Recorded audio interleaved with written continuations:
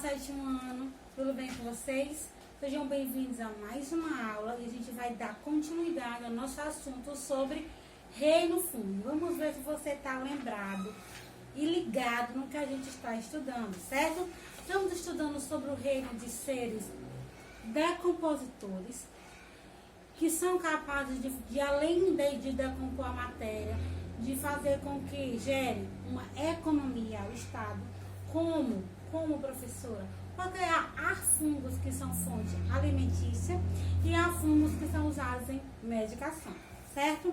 Há fungos que vivem em mutualismo, que bola lá no seu lugar, e há aqueles que são parasitas, que causam até mesmo doenças e coisas sérias.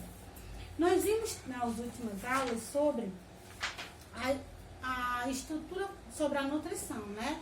Nós vimos que eles se alimentam de forma heterotrófica, não produzem seu próprio alimento, e eles se alimentam através dos micélios, né? Constituídos de ínfas, que sugam os minerais que eles mesmos decompõem e servem para que eles se sustentem. Eles se reproduzem tanto de forma assexuada como de forma sexuada. Assexuada por fragmentação, divisão, ou por brotamento. Caiu aqui, vai nascer um novo. Também tem a reprodução sexuada, que é quando as próprias ínfas, elas podem ser positivas e negativas. Positivas e negativas, positivas e negativas. Uma ínfa positiva se une com uma negativa e dá origem a uma nova ínfa. Jamais ínfas positivas, positiva vai dar filho, negativa vai dar filho? Não. Elas não se reproduzem se são iguais, só se reproduzem se são diferentes. Lembra que os opostos se atraem? Isso funciona aqui no reino fúngico. Então, aqui tem uma atividadezinha, né? 149 na página. Tem um pote de conserva, de cogumelo em conserva, no caso do champignon, né? Diga 3 características do ser vivo que está dentro do vidro. Ele fala, cogumelo em conserva. Se é cogumelo, eu já sei que ele é um fungo, não é? Se ele é fungo, eu sei que ele é o quê? O que é que o fungo é? Primeiro, decompositor. Ele é, o que mais? Unicelular, pode ser também pluricelular. Heterotrófico. Sua relação pode ser de parasitismo ou de mutualismo. O que mais? E é isso. É isso aí.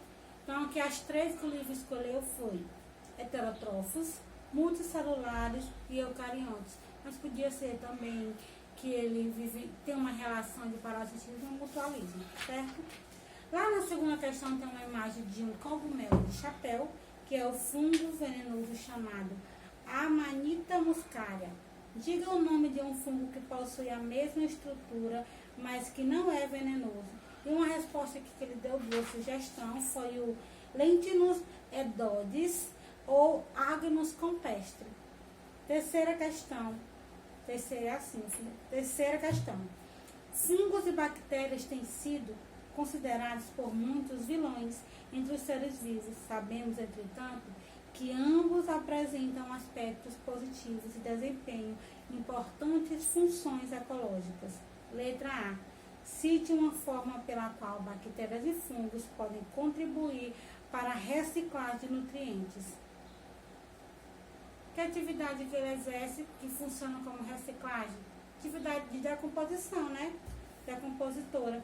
Letra B. Cite um exemplo de conquistas científicas no combate a infecções que foi possível a partir da utilização de fungos.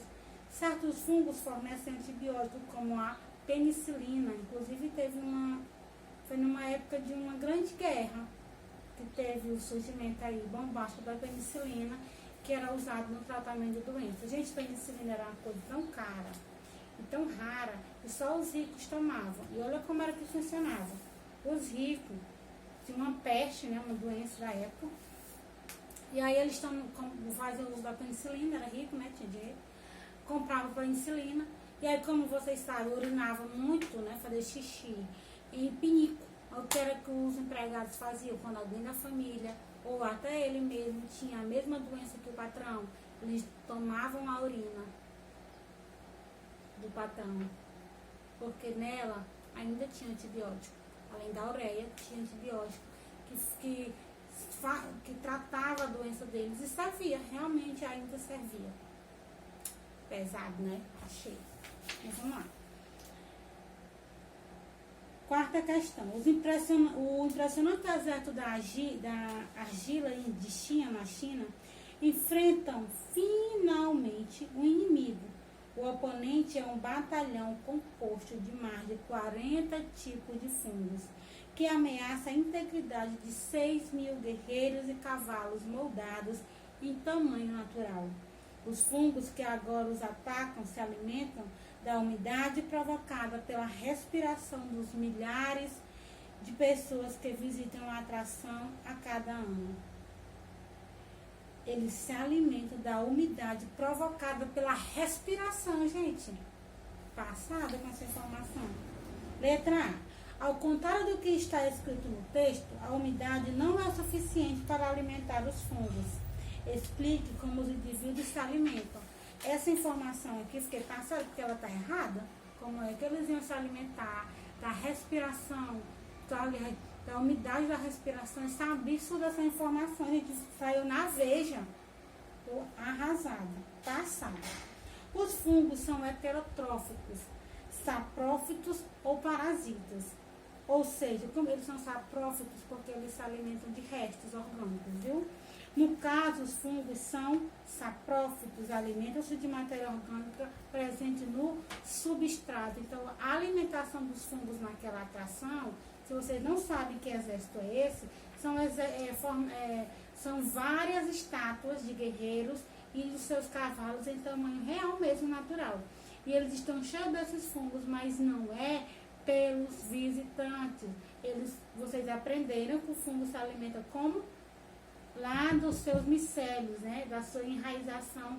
Não repita isso, senão eu vou dizer que a professora está ensinando uma coisa errada. Porque está errado mesmo, né? Só para vocês entenderem direito. Eles se alimentam dos micélios, que são como se fossem raízes. Letra B. Os fungos são encontrados em qualquer ambiente. Como se explica essa grande capacidade de disseminação? A forma mais comum de reprodução dos fungos é a reprodução dos esporos, geralmente disseminados pelo vento. Os esporos são estruturas microscópicas dotadas de paredes resistentes que permitem a sua sobrevivência em qualquer ambiente. Quinta questão. O molho de soja mofado vem sendo usado na China há mais de 2.500 anos no combate a infecções de pele. Durante a Segunda Guerra Mundial, prisioneiros russos das prisões alemães que aceitavam comer pão mofado sofriam menos infecções de pele que os demais prisioneiros que não aceitavam a alimentação. Letra A. O que é mofo, citado nesse texto? É um termo popular que designa geralmente algum tipo de fungo. Letra B.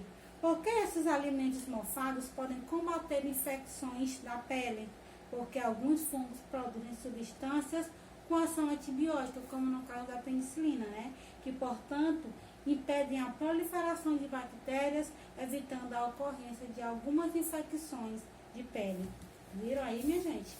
Então, gente, eu acho que a gente viu o suficiente por hoje, fizemos uma boa revisão, mas eu quero que vocês entendam que os fungos, ele possuem atividade decompositora, ele possui atividade econômica, porque ele exerce um papel econômico no caso da sua venda, né, no mercado como fonte alimentícia, ou fermentação de alguma comida, de alguma comida mesmo, de algum alimento, e também na produção de medicação, certo?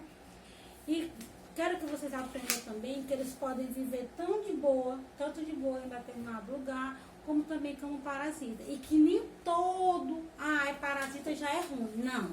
Alguns parasitas são ruins, certo? Alguns parasitas causam doença, não são todos, ok? Então, eu quero que vocês aprendam isso. E agora a gente vai ver, que na próxima aula a gente vai ver com detalhe, né? Que eles causam doença, né? Os fungos são capazes de invadir e colonizar o corpo de um organismo vivo, produzindo assim alimentos para a sua sobrevivência. O problema está quando os fungos parasitas começam a se multiplicar e lançar substâncias nocivas à saúde. Nociva é que provoca algum mal, tá? No organismo hospedeiro, tornando a relação desarmônica. Ela é harmônica até o momento que ela não prejudica. A partir do momento em que essa relação ela passa a prejudicar, aí ela é chamada de desarmônica.